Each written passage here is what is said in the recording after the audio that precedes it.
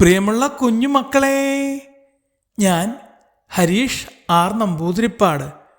കോലൈസ് ഈ കഥ കേൾക്കൂ.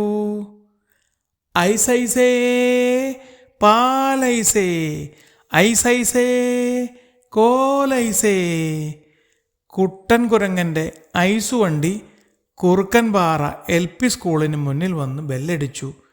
ഐസ് വേണോ ഐസ്, നല്ല പാലൈസ്, നിറമുള്ള മണമുള്ള രുചിയുള്ള ഐസ് വേണോ മക്കളെ. ഐസൈസ് പാലൈസ്, ഐസൈസ് കോലൈസ്. കുരങ്ങൻ ഉറക്കപ്പാടി. സ്കൂൾ വിട്ടയുടൻ കുഞ്ഞുങ്ങൾ ഓടിച്ചെന്ന് പലതരത്തിലുള്ള ഐസുകൾ വാങ്ങിക്കൂട്ടി. കണ്ടുനിന്ന ജിങ്കിപ്പശു പറഞ്ഞു, മക്കളെ, ഇതൊന്നും അത്ര നല്ലതല്ല, അധികം വാങ്ങി കഴിക്കണ്ട, വയറിന് പിടിക്കില്ല. കൂളനത് തീരെ ഇഷ്ടമായില്ല. എന്താ അമ്മച്ചി, ആവശ്യമില്ലാത്തൊരു വർത്തമാനം? പാവങ്ങളുടെ കച്ചവടം മുട്ടിക്കാനാണോ? പൊക്കെ പൊക്കെ. കുരങ്ങച്ചൻ പശുവമ്മയെ ഓടിച്ചു.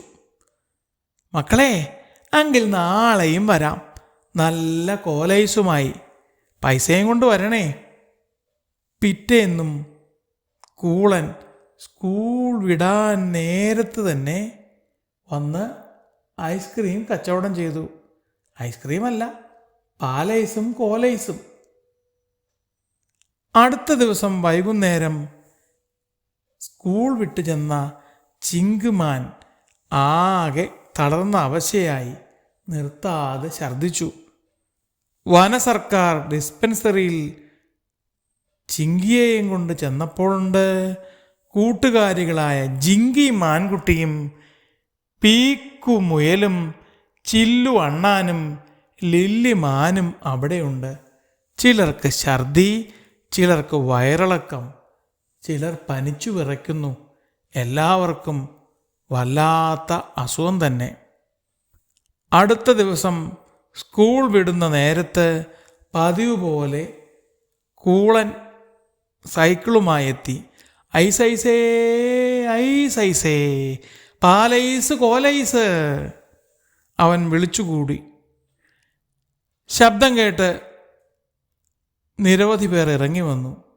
വന്നത് കുട്ടികളല്ല, മുതിർന്നവരാണെന്ന് മാത്രം. അവരവനെ വളഞ്ഞു. അപ്പോഴേക്കും പോലീസ് വാഹനവും അവിടെ എത്തി.